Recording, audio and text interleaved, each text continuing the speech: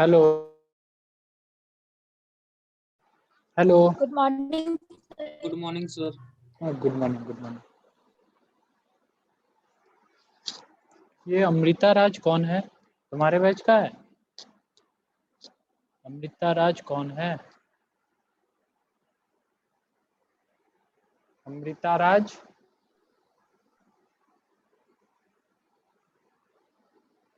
Who is Amrita Raj? Hello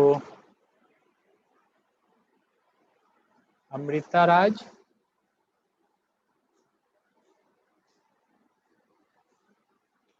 ठीक है, नहीं बोलोगे तो आई थिंक तुम हो नहीं। स्टूडेंट है क्या कोई अमृता राज? धारिणी, मालती, बताओ। सुशीला? सर आइडिया नहीं है, शायद नहीं है सर कोई कॉलेज में okay okay Amrita Raj. Okay okay.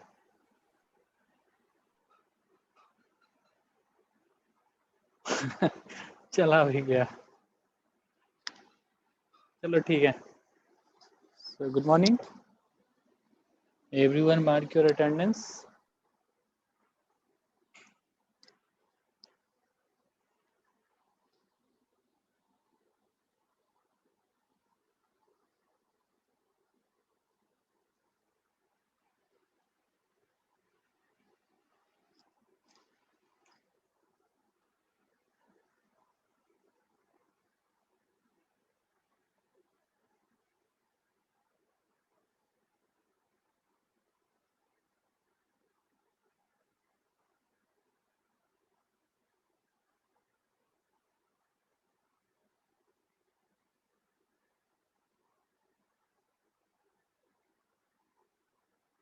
I think सबका हो गया होगा. So I am discussing about your design of horizontal alignment. So in last class I am discussing about design of horizontal alignment. So in horizontal alignment I am discussing that it is not possible to design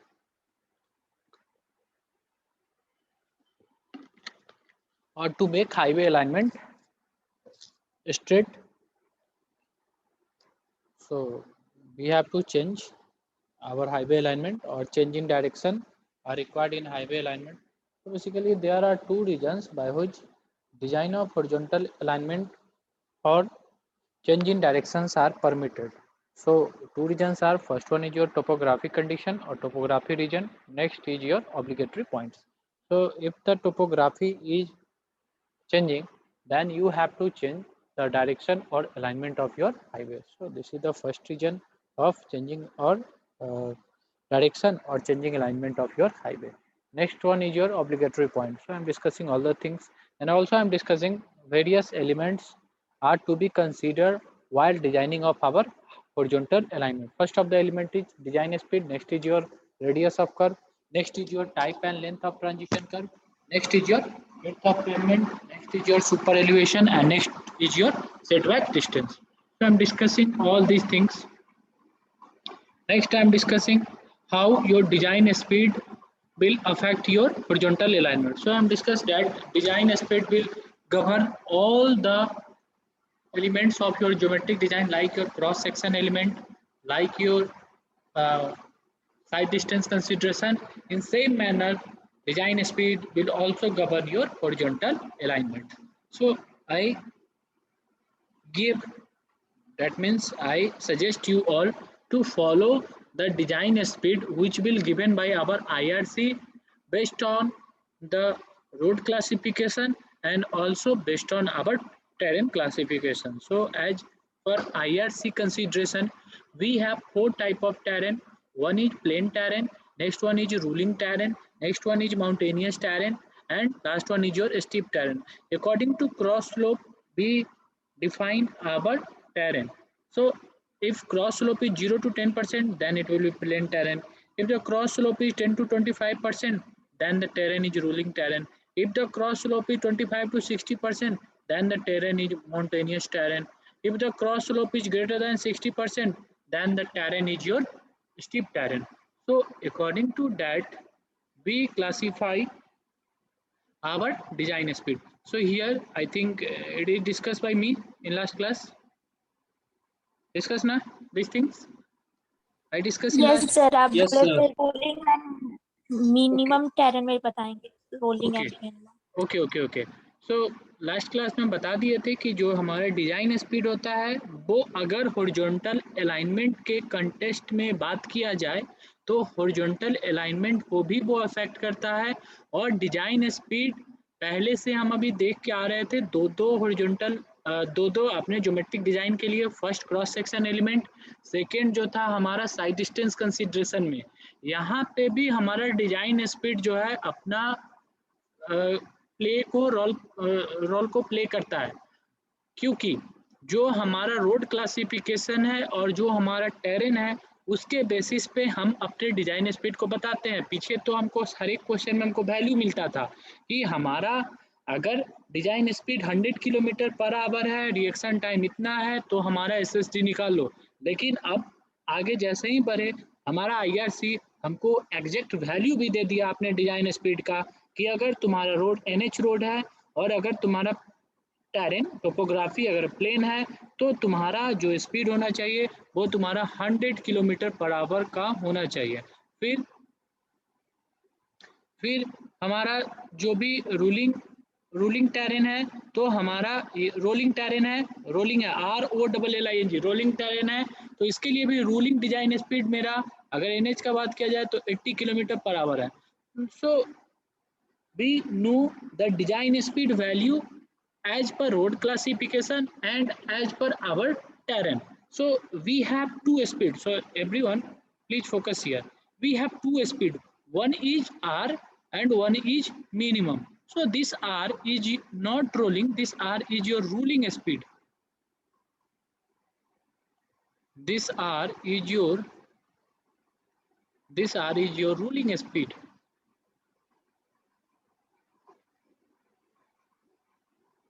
This R is your ruling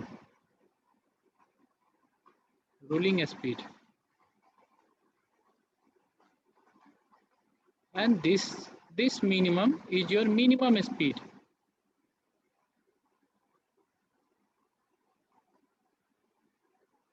Minimum. This is your minimum speed.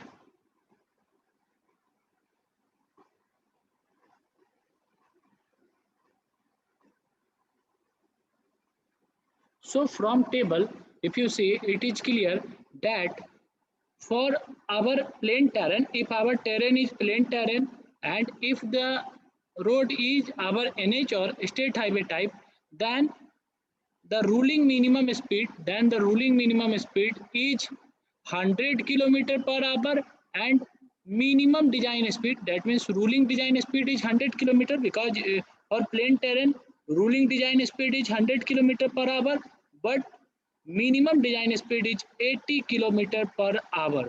So you remember these things, because for NH and SH it is important, because in many question examiner do not give the value of your design speed, so you just remember this row. For plain terrain you have ruling design speed as 100 km per hour, minimum design speed as your 80 km per hour. For rolling terrain you have ruling design speed as 80 km per hour, minimum 65, mountainous 50, then minimum 40, then steep ruling steep terrain के लिए design speed 40 kilometre per hour, minimum design speed 30 kilometre per hour. अब जाके हमको पूरा का पूरा चीज पता चला। नेक्स्ट, अभी यहाँ पे दो स्पीड है डिजाइन स्पीड में ही, हर एक टेरेन के लिए हमारे पास दो स्पीड है, एक रूलिंग और एक मिनिमम। रूलिंग और मिनिमम कब कब अप्लाई करना है इसके लिए बता देते हैं। ये देखो, ये जो डिजाइन स्पीड का टेबल है, this design speed is given by our IRC. So you all remember that this table is not given by me, it is given by your IRC. So IRC suggests all these value, but this table is given by IRC for your rural roads, because I classify all the types of road in your introduction class. So we have also rural roads and we have urban roads. So in rural roads we have NH, expressway or SH, MDR, ODR or village road. But if you talking about urban roads, then we have arterial roads, sub-arterial roads, local street and collector streets. So these are our urban roads. So as same manner, this is table for your IRC, which will be given as for your rural roads. But IRC also give us the table of design speed for our urban roads. So you refer your code, then there you find your IRC design speed for your rural roads also. But you remember only this row, because with the help of this row only you will be able to solve many questions in your many examinations. So just remember this row. Next, here I am talking about two speed. One is your ruling speed and next one is your minimum speed. So what is the significance of your ruling speed and minimum speed? So here two value of speed, that means your ruling and minimum speeds are being specified for each type of road. You see your, for example, you see your ODR, that means other district road. You have also two values of speed for plain terrain. One is rolling, and another is minimum. So here we have 65 and we have 50. So just focus on this point. So as far as possible, we make an attempt to make design of all the geometrical elements for our ruling speed. However, if site conditions and economic consideration do not permit, then designing must be done for minimum design speed. मतलब कि हमारा जो भी geometrical design करना है highway का, जो कि हमारा चैप्टर ही है ज्योमेट्रिक डिजाइन ऑफ हाईवे। अब ज्योमेट्रिक डिजाइन ऑफ हाईवे में मेरा बहुत सारा एलिमेंट था। पहला एलिमेंट क्रॉस सेक्शन एलिमेंट में भी बहुत सारा एलिमेंट था, जो कि पर लिए कैम्बर था, विड्थ ऑफ पेमेंट था, कर्व था, शोल्डर था, ये बहुत सारा पैरामीटर था। नेक्स्ट हमारा साइड डिस्टेंस में भी हमारा बहुत सारा पैरामीटर था, side distance, stopping side distance, overtaking side distance, intermediate side distance, बहुत सारा साइड डिस्टेंस था। उसमें भी हमको डिजाइन स्पीड का जरूरत पड़ता था, वी का हमको जरूरत पड़ता था, जो कि हम ओवरटेकिंग के लिए भी बात करोगे उसमें भी हमको डिजाइन स्पीड का जरूरत पड़ता था। तो हर एक जगह जो हमको ओवरटेकिंग साइड डिस्टेंस देना हो, इंटरमीडिएट साइड डिस्टेंस देना हो, स्टॉपिंग साइड डिस्टेंस देना हो, विड्थ ऑफ पेमेंट को कंसीडर करना हो, कैम्बर को प्रोवाइड करना हो, या फिर कुछ कुछ भी हमारा जो अगर एलिमेंट है ज्योमेट्रिक डिजाइन के लिए, उसको अगर ज्योमेट्रिक डिजाइन करना है, उसको उसका डिजाइनिंग करना है, तो जो स्पीड हम डिजाइनिंग में कंसीडर करते हैं डिजाइन स्पीड, वो हम लोग कोशिश करते हैं रूलिंग स्पीड को ध्यान में रख के उस चीज को डिजाइन करने का। लेकिन अगर साइट कंडीशन या फिर इकोनॉमिक कंसिडरेशन हमको परमिट नहीं कर रहा है, तो हम जो डिजाइन करेंगे उस स्पेसिफिक सेक्शन पे या फिर उस स्पेसिफिक पॉइंट पे, वहां पे हमको मिनिमम डिजाइन स्पीड को देना ही देना है। तो इसलिए जैसे कि इन्वायरमेंटल इंजीनियरिंग में पढ़ाए थे तो बात किए थे कि हमारा जो पीएच होना चाहिए या फिर जो हमारा टर्बिडिटी होना चाहिए, उसका एक्सेप्टेबल लिमिट इतना है और उसका काउच फॉर रिजेक्शन इतना है। तो वहाँ पे भी दो लिमिट था कि कम से कम तुम्हारा एक्सेप्ट इतना पे करना है, और अगर हमारा साइट कंसिडरेशन या फिर इकोनॉमिक कंसिडरेशन ठीक ठाक नहीं है, या फिर कंट्री में वार का केस आ गया, लड़ाई होने वाला है हमारे देश में, तो वहाँ पे हम और आगे हायर लिमिट तक चले जाते हैं। वैसे ही यहाँ पे हमको कोशिश करना है कि जो भी हमारा ज्योमेट्रिक डिजाइन हो, वो तो रूलिंग स्पीड को ध्यान में ही रख के सारे के सारे पैरामीटर का डिजाइनिंग हो। लेकिन अगर कहीं पे हमारा वो रूलिंग परमिट नहीं हो पा रहा है, तो हमको कम से कम मिनिमम जो स्पीड है उसको ध्यान में रख के उस पार्टिकुलर टेरेन के लिए, उस पार्टिकुलर क्लास ऑफ रोड के लिए हमको अपने डिजाइन स्पीड को ध्यान में रख के अपने जो डिफरेंट डिफरेंट ज्योमेट्रिकल एलिमेंट्स हैं उनको हमको डिजाइन करना पड़ता है। इसलिए यहाँ पे हमारे पास दो वैल्यू है, एक वैल्यू रूलिंग और एक वैल्यू मिनिमम। तो अच्छे अच्छे एग्जाम में सर्जन रीजन में पूछ देता है कि रूलिंग स्पीड हम लोग क्यों प्रोवाइड करते हैं।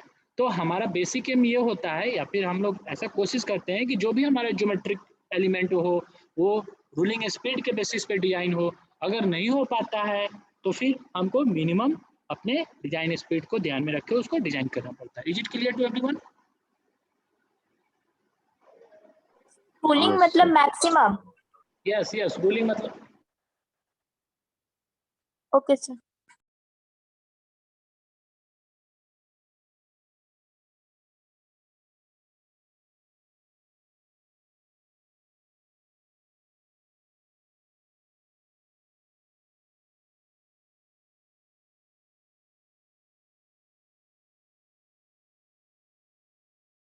हाँ बोलो, धारणी कुछ बता रहे थे तुम। सर हम पूछ रहे थे सर, रूलिंग मतलब मैक्सिमम होगा ना? देखो यहाँ पे सारा का सारा, अगर तुम इसको अब क्लियर कर देते हैं, यहाँ पे अगर तुम रूलिंग का हर एक का वैल्यू देखो, हर एक टेरेन के लिए रूलिंग का वैल्यू, तो मैक्सिमम दिख रहा है क्या मिनिमम से? यहाँ पे ऑलरेडी लिखा हुआ है मिनिमम, तो ये फिर पूछने का मैटर ही नहीं आता है कि सर रूलिंग मैक्सिमम हुआ या फिर मिनिमम हुआ। मिनिमम तो ऑलरेडी हम अपना डिफाइन कर चुके हैं, रूलिंग तो मेरा मैक्सिमम ही है। ठीक है, यस सर। ओके, कोई बात नहीं है, ठीक है। सो बेसिक एम ये है कि हमारे पास, ध्यान रखना आपसे, अब पीछे का सारा चीज रिकैप कर लो, जो भी बताए थे ज्योमेट्रिक डिजाइन का सारा चीज रिकैप करो। पीछे बहुत जगह हम डिजाइन स्पीड बताएं कि जो तो हमारा रिएक्शन टाइम होता है, टोटल रिएक्शन टाइम, वो भी हमारे डिजाइन स्पीड पर डिपेंड करता है। अगर हमारा डिजाइन स्पीड ज़्यादा, तो हमारा जो रिएक्शन टाइम होता है वो हमको कम मिल पाता है, इसलिए तो एक्सीडेंट हो जाता है। अगर गाड़ी बहुत तेज़ी से चला रहे हैं तो हमारे पास रिएक्शन टाइम कम अवेलेबल रहता है, क्योंकि अगर कोई आदमी गाड़ी स्लो चला रहा है तो उसके पास ज़्यादा रिएक्शन टाइम होता है। तो ये सारा का सारा पैरामीटर बताए थे। फिर ये भी बताए थे कि तुम्हारा डिजाइन स्पीड या फिर जो स्पीड है वो फ्रिक्शन पे भी डिपेंड करता है, स्पीड ज़्यादा फ्रिक्शन कम। तो ये सारे के सारे पॉइंट को रिलेट करते जाओ कि जो भी डिजाइन स्पीड बताए थे और फ्रिक्शन का वैल्यू था, ये था वो था, जो भी था उसमें सारा का सारा डिजाइन स्पीड दो दो होगा। अगर हमारा टेरेन भी होगा उसके बेसिस पे दो डिजाइन स्पीड होगा, एक रूलिंग एक मिनिमम, एक रूलिंग एक मिनिमम, एक रूलिंग एक मिनिमम। इसके बेसिस पे फिर सोच लेना कि या तो वो रूलिंग हो सकता है या फिर मिनिमम हो सकता है। हमको जो भी हमारा फ्रिक्शन का वैल्यू था या फिर जो भी हमारा साइड डिस्टेंस कंसिडरेशन था या फिर जो भी हमारा रिएक्शन टाइम था, वो हमारा रूलिंग के बेसिस पे ही निकाला गया है। मतलब जो भी हमारा 2.5 सेकेंड हो, वो एच टी का वैल्यू है, सब हमारा रूलिंग के बेसिस पे ही निकाला गया है। लेकिन हमारे पास हमारा IRC बताए कि हर एक जगह देखना, एक अपना वैल्यू देता है, उसके बाद वो जान जाता है कि कुछ तो होगा नहीं, इसलिए वो अपना एक अलग से फिर सेपरेट वैल्यू दे देता है। तो इसलिए वो एक मिनिमम वैल्यू भी दे दिया, क्योंकि उसको पता है कि इतना लोग नहीं देगा, इसलिए एक मिनिमम वैल्यू दे दिया कि भाई इतना तो कम से कम परमिट करते चलना। ठीक है, ठीक यस है, sir. Okay. Yes sir.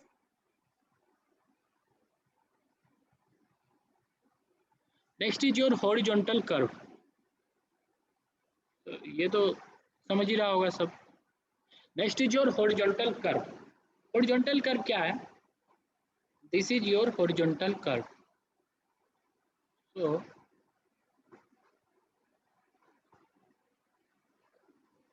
this is your horizontal curve. This is your horizontal curve. So when this is the straight profile of your road, but if the topographical condition or obligatory points are present, then you have to give a horizontal curve in your alignment. So our next element of horizontal alignment, first one is your design speed, next one is your radius of curve or horizontal curve. So horizontal curve, it is a curve. So here you see, you all see, it is a curve. So it looks like a curve. It is a curve in plan. So if this is a plan view of your road, so many places if you see, your road looks like this manner. So this is the plan view of your road. This is the plan view of your road, and these are traffic separators or medians provided along the road. Next, it is a curve in plan to provide change in direction to center line of the road. So basically, curve is provided. Basically, curve is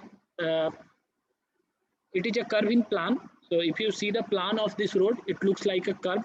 So we know we have plan, we have sections, we have elevations, so many things. So when you see the plan view of your horizontal curve, it looks like a curve because it is named from its name that horizontal curve means it is a curve. So it is a curve in plan to provide change in direction to center line of the road. So basically, curve is provided to change the direction in center line of a road.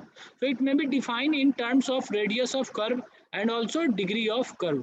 So this horizontal curve is defined in two terms. First is your radius of curve, next is your degree of curve. So degree of curve here you all see, this is your degree of curve. So degree of curve is the central angle subtended by an arc of length 30 metre. तो horizontal curve क्या है कि horizontal curve हमारा एक type का curve है, क्योंकि नाम से ही है हॉरिजॉन्टल कर्व, कर्व है. अब कर्व है इसका मतलब अगर इसका हम प्लान देखें हॉरिजॉन्टल कर्व का, तो ये हमको कर्व ही दिखेगा प्लान में. और हॉरिजॉन्टल कर्व हम लोग इसलिए प्रोवाइड करते हैं ताकि जो भी हमारा रोड हो या फिर जो हमारा हॉरिजॉन्टल अलाइनमेंट था उसके डायरेक्शन में चेंज आ जाए. और हमको पता है कि कोई भी चीज़ हम लोग सेंटर लाइन ऑफ रोड के अलॉन्ग ही नापते हैं, तो यही बात यहाँ पे लिखा. नेक्स्ट है, it may be defined in terms of radius of curve और degree of curve. So basically this horizontal curve is defined in term of your radius of curve. Next is your degree of curve. So here you see your radius of curve unit is in meter, degree of curve is measured in your degree. So its unit is degree because degree of curve is measured in degree. So what is degree? Degree of curve is the central angle subtended by an arc of length 30 meter. So here you see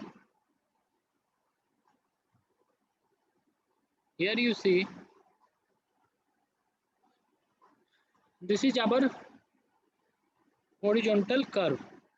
This is our horizontal curve. So horizontal curve को define करने के लिए हमारे पास दो term है, एक radius of curve और दूसरा डिग्री ऑफ कर्व.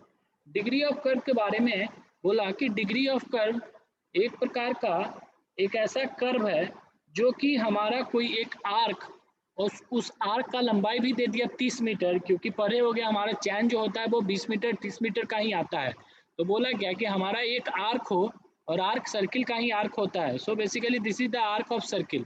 सो कोई अगर आर्क अगर 30 मीटर का है, so basically if you see this arc is of 30 metre. Degree of curve को डिफाइन कर रहे हैं. Degree of curve is defined as an arc of length 30 metre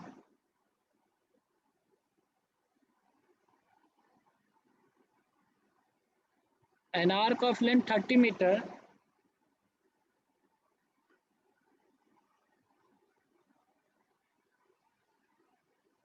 subtended an angle to the center. अब देखो यहाँ पे ही circle का centre होगा, कहीं ना कहीं यहीं पे सेंटर होगा. इसी सेंटर के अलॉन्ग तो पूरा का पूरा सर्किल बनेगा. ये पूरा का पूरा जो सर्किल है इसी सेंटर के अलॉन्ग हमारा, सॉरी, ये इसी सेंटर के अलॉन्ग ये पूरा का पूरा हमारा सर्किल बनेगा. ये पूरा का पूरा हमारा सर्किल बनेगा. सो बेसिकली यहाँ से हम इसको इरेज कर रहे हैं. ये हमारा एक आर्क था 30 मीटर का. सो कोई एक आर्क जो 30 मीटर लेंथ का हो और वो सेंटर से जो एंगल सबटेन कर दे, सेंटर से जो एंगल सबटेन कर दे वो हमारा डिग्री ऑफ कर्व कहलाता है. डेट मीन्स यहाँ से हमारा एक लाइन जाएगा ये, और यहाँ से हमारा एक लाइन आएगा ये डिग्री ऑफ कर्व सर्वे में भी पढ़े होगे तुम लोग. This is your degree of curve. So degree of curve को डिफाइन किया जाता है कि degree of curve is the angle made by an arc of length 30 metre to the centre of circle. So basically if you see the PDF, then in PDF it is also written as that degree of curve is the central angle subtended by an arc of length 30 meter. So you know these things.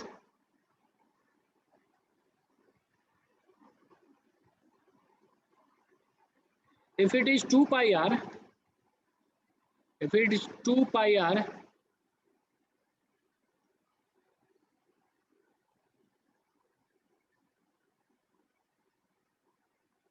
this is circumference of circle.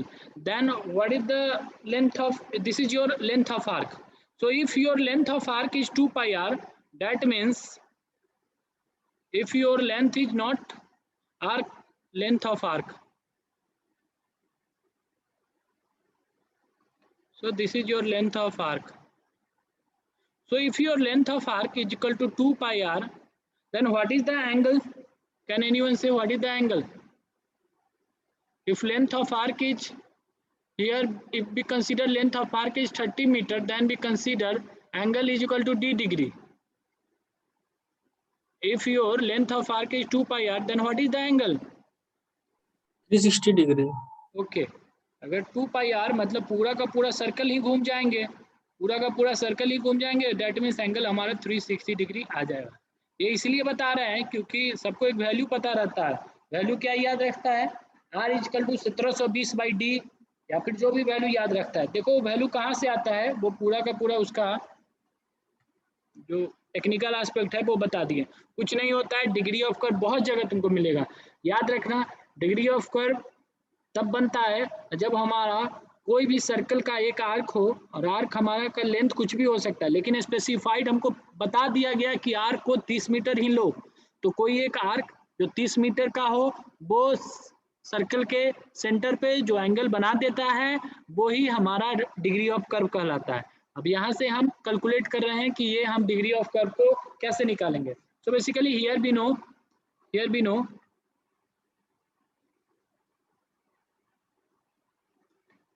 Here we know 2 pi r is equal to 360 degree. तो 1 degree में कितना होगा बता दो कोई? अगर 360 degree is equal to 2 pi r, तो 1 degree में कितना होगा? बोलो। 2 pi r by 360. Okay, 2 pi are by 360, 2 pi are by 360, good. तो हमारा 1 डिग्री में आ गया 2 पाई आर बाई 360। हमको डी डिग्री के लिए ही तो निकालना है। अब कर देते हैं डी डिग्री के लिए। यहाँ पे देखो सब कट कर देते हैं। यहाँ से इसको काट सकते हैं क्या? 180 डिग्री लिख सकते हैं? Yes, sir. ओके, तो 1 degree is equal to pi are by 180 degree. तो डी डिग्री इजकल टू क्या लिख सकते हैं? मान के चलो यहाँ पे मेरा डी डिग्री आ गया। डी डिग्री इजकल टू क्या लिख सकते हैं? Pi are by 180 into D. Okay, देखो बहुत सही। 1 डिग्री इतना, तो D degree pi are by 180 into D.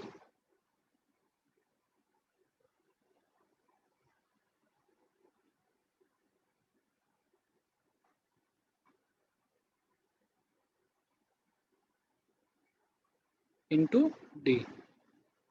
So here we get our d degree value. We know length of arc for d degree is equal to how much? Angle अगर हमारा d degree है, that means degree of curve अगर d degree है, तो length of arc कितना होगा? 30 metre. Yes, sir. ओके, so this is your 30 meter. So from here you calculate the value of r. r का वैल्यू कैलकुलेट करके बता दो। यहाँ से r के वैल्यू को कैलकुलेट करके बता दो कोई। बोले अगर 360 डिग्री एंगल है तो length of arc 2 pi r है। अगर 1 डिग्री एंगल हो जाएगा तो 2 पाई आर बाई 360। अगर d डिग्री एंगल है तो pi are by 180 into D degree. We know length of arc for d degree is equal to 30 meter. Then you calculate the value of r. That is your radius of curve. 1719.74 by d है। 1719. 19, yes sir, 0.745. 0.74 by d. Yes sir. Okay. So in many places you find it is written as 1720 by d degree. So you all remember this formula, or if you do not remember, then you have idea that how we get the relationship between our radius of curve or degree of curve. So here I am saying that our horizontal curve is curve in plan. So basically horizontal curve is also provided during our horizontal alignment. If for defining our horizontal curve, we have two things. One is our radius of curve, next is our degree of curve. Radius of curve is denoted, or its unit is in meter. Degree of curve unit is in degree. Degree of curve, I am defining that it is the angle made by an arc of 30 meter on the center of circle. So we know length of arc and we know all the angles. So for particular radius, we calculate the value of degree, or if we know the value of radius, then we say this is the degree of curve. So accordingly, if we know the degree of curve, then we say that this horizontal curve is of this much degree और this horizontal curve is of this much radius. So जैसे ही हमारे पास radius आ जाएगा, जैसे ही हमारे पास degree आ जाएगा, दोनों में से कुछ भी एक, कोई दोनों अननोन तो नहीं रहेगा, कोई ना कोई एक नोन रहेगा और कोई ना कोई एक अननोन रहेगा. तो कोई अगर एक नोन रहेगा उससे हम अननोन निकाल सकते हैं, क्योंकि अगर डी पता है आर निकाल लेंगे, आर पता है डी निकाल लेंगे. इसके बेसिस पे हम बता सकते हैं कि अगर हमारा डिग्री ऑफ कर्व 4 डिग्री का है, डिग्री ऑफ कर्व 2 डिग्री का है, डिग्री ऑफ कर्व 60 डिग्री का है, तो हमारा हॉरिजॉन्टल कर्व कितने डिग्री का है. हम बता दें कि हमारा हॉरिजॉन्टल कर्व जो इस पूरे के पूरे हॉरिजॉन्टल अलाइनमेंट के लिए बना, हॉरिजॉन्टल अलाइनमेंट के लिए हॉरिजॉन्टल कर्व जो बना वो 4 डिग्री का है, 5 डिग्री का है, या फिर उसका जो हमारा रेडियस ऑफ कर्व है, ये रेडियस ऑफ कर्व वो इतना मीटर का है. जैसे देखो यहाँ पे ये रेडियस ऑफ कर्व होगा, ये रेडियस ऑफ कर्व होगा, ये हमारा इतना मीटर का है. तो बेसिकली हमारे हॉरिजॉन्टल कर्व से दो चीज निकला, एक रेडियस निकला, एक डिग्री निकला. उस डिग्री और रेडियस के बेसिस पे हम अपने हॉरिजॉन्टल कर्व के बारे में बता सकते हैं कि ये जो कर्व बना, और कर्व में हमारा यही तो होता है, एक कर्व जो होता है उसका अपना एक रेडियस होगा, एक पार्टिकुलर एंगल या फिर डिग्री पे वो सबटेंड होगा. तो दोनों चीज हमको पता चल गया, उसके लिए जो मैथमेटिकल एक्सप्रेशन था वो भी हम कैलकुलेट कर लिए. तो is it clear to all? Yes sir. Yes sir. अभी तक सब कुछ क्लियर? अभी पीछे साइड डिस्टेंस खत्म, उसके बाद मेरा आया हॉरिजॉन्टल अलाइनमेंट. हॉरिजॉन्टल अलाइनमेंट का एक एलिमेंट है horizontal curve. So do not get confused that horizontal alignment और horizontal curves are both the same things. No, horizontal curve is the element of your horizontal alignment. Horizontal alignment का design करना है. Horizontal alignment के design में हम जाने कि हमको कोई भी जो रोड बनेगा वो स्ट्रेट नहीं बना सकते हैं, पॉसिबल ही नहीं है, क्योंकि हमको बहुत सारा जो टोपोग्राफिकल कंडीशन होगा या फिर ऑब्लिगेटरी पॉइंट, कहीं पे रेलवे क्रॉसिंग आ गया, कहीं पे वैली है, कहीं पे रिवर है, तो हमको अपने रोड के अलाइनमेंट में चेंज करना ही करना है. और ये तो बहुत प्रैक्टिकल चीज़ है. आज तक कितना रोड पे घूमे होगे, देखे होगे, सीधा चलता ही नहीं है कोई रोड, मुड़ना उसको पड़ेगा ही. तो बेसिकली हमको अपने जो भी रोड है उनमें हमको हॉरिजॉन्टल अलाइनमेंट को डिसाइड करना पड़ता है. अब हॉरिजॉन्टल अलाइनमेंट जो करते हैं उसमें बहुत सारे एलिमेंट हैं. फर्स्ट डिजाइन स्पीड हमको कंसीडर करना पड़ता है. डिजाइन स्पीड के बेसिस पे पूरा का पूरा ज्योमेट्रिक डिजाइन ही चलता है. तो डिजाइन स्पीड को यहाँ पे कैसे छोड़ सकते थे, उसको भी इनकलकेट किए. अब डिजाइन स्पीड के बारे में देखें तो यहाँ पे और एग्जैक्ट वैल्यू हम जान गए कि हमारा अगर टाइप ऑफ रोड और अगर टेरेन है तो कितना हमारा डिजाइन स्पीड होगा. उसमें भी दो डिजाइन स्पीड के बारे में जाने, एक रूलिंग और एक मिनिमम. कोशिश रहेगा हर एक जगह, अगर हम ट्रैफिक इंजीनियर बन गए या फिर NHAI में चले गए तो हमारा कोशिश ये रहेगा कि हर एक जगह रूलिंग डिजाइन स्पीड के बेसिस पे तुम अपने सारे के सारे जो भी तुम्हारे ज्योमेट्रिकल फीचर्स है उनको डिजाइन करो, क्योंकि तुम्हारा यही काम होगा. NHAI में जाओगे या फिर मोर्थ में जाओगे, ministry of road transport and highway में अगर नौकरी हो जाएगा, तुम्हारा काम यही रहेगा. या फिर अगर स्टेट में चले जाओगे तो तुम्हारा अगर रोड कंस्ट्रक्शन डिपार्टमेंट में जाओगे तो पता ही नहीं रहेगा. जो ठेकेदार रहेगा वो बता देगा कि सर इतना बिड्स मिनिमम से ही निकालिए, तब उसको तुम बताओगे कि ये सब नहीं चलेगा. तुम रूलिंग से सब कुछ को डिजाइन करो.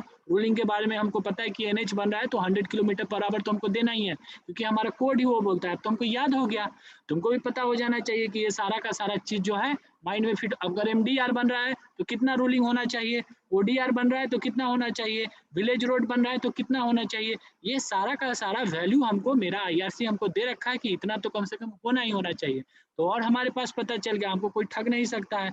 अगर बोलेगा तो कोड दिखा दो कि इसी पे तो सारा इंडिया का रोड बन रहा है, देखो इसको उलट के, तुम परे नहीं होगे, ऐसे ही हम इंजीनियर हैं, बताओ उसको. फिर यहाँ से निकलने के बाद फर्स्ट हमारा खत्म हो गया. दूसरा है हॉरिजॉन्टल कर्व. हॉरिजॉन्टल कर्व भी हमारे हॉरिजॉन्टल अलाइनमेंट का ही पार्ट है. अब हॉरिजॉन्टल कर्व को डिफाइन कैसे करें, कोई कर्व है उसको कैसे डिफाइन करेंगे, तो कर्व में भाई अपना उसका रेडियस होगा कर्व का, हमको पता है. कर्व एक अपना सेंटर पे कोई ना कोई एंगल बनाएगा, इसी दोनों के बेसिस पे हम अपने हॉरिजॉन्टल कर्व को डिफाइन कर देंगे. अब जो हॉरिजॉन्टल कर्व होगा वो कैसा हमको दिखेगा, उसका प्लान हमको कैसा दिखेगा, प्लान व्यू एलिवेशन सेक्शन सब काट काट के देखते हैं, तो हमको जो भी उसका प्लान दिखेगा, कहीं से भी अगर तुम रोड को देखोगे, अगर कर्व है, हॉरिजॉन्टल कर्व है, तो उसका प्लान तुमको कर्व ही दिखेगा। ऐसा नहीं होगा कि तुमको उसका प्लान रेक्टेंगल या फिर इलिप्स या फिर तुमको उसका स्ट्रेट दिख जाएगा, तो उसका जो भी प्लान होगा वो कर्व ही दिखेगा। और हमको ये भी पता है कि हम अपने रोड के डायरेक्शन में चेंज करते हैं सेंटर लाइन के अलोंग, जो हमारा सेंटर लाइन होता है उसी के अलोंग अपने रोड को चेंज करते हैं। तो ये धीरे धीरे अपने आप बिल्डअप होते चला जाएगा समय के साथ, और ये बता भी चुके हैं, क्योंकि जो हम side distance consideration, side line अलग चीज था, साइड डिस्टेंस अलग चीज था। साइड लाइन था कि हम कितना दूर से अपने ड्राइवर को, दूसरे साइड के ड्राइवर को देख लेते हैं। साइड डिस्टेंस हम लोग सेंटर लाइन ऑफ रोड के अलोंग ही निकालते हैं। तो कोई भी चीज जो होगा वो हम लोग सेंटर लाइन ऑफ रोड के अलोंग ही निकालते हैं। तो हॉरिजॉन्टल कर्व भी जो हम अपने रोड में प्रोवाइड करेंगे वो भी सेंटर लाइन ऑफ रोड के अलोंग ही हम लोग उसको प्रोवाइड करते चले जाएंगे। अब हॉरिजॉन्टल कर्व को डिफाइन करने का दो चीज, एक रेडियस ऑफ कर्व, एक degree of curve. Radius of curve metre में बताएंगे, डिग्री ऑफ कर्व डिग्री में बताएंगे। तो बता देंगे कि भाई मेरा रेडियस ऑफ कर्व इतना मीटर का है, दैट मीन्स रेडियस आया 180 मीटर। तो हम बता देंगे कि ये जो हॉरिजॉन्टल कर्व है ये 180 मीटर का रेडियस का है। दूसरा, डिग्री निकालिए, 4 डिग्री, 3 डिग्री, 2 डिग्री। बता देंगे कि ये जो हमारा हॉरिजॉन्टल कर्व है ये बेसिकली 2 डिग्री का है, 3 डिग्री का है, 4 डिग्री का है। तो ये हम अपने रोड में जहाँ जहाँ हमको बनाना होगा, हर एक सेक्शन पे जहाँ जहाँ हॉरिजॉन्टल कर्व आएगा वहाँ वहाँ उस हॉरिजॉन्टल कर्व के हम डिग्री को बताते चल जाएंगे कि यहाँ पे जो कर्व बना ये 2 डिग्री का कर्व है, यहाँ पे 3 डिग्री का कर्व है, यहाँ पे 4 डिग्री का कर्व है। ऐसे करके हम बताते चले जाएंगे। यहाँ तक सबको clear? Yes sir. Okay, yes sir.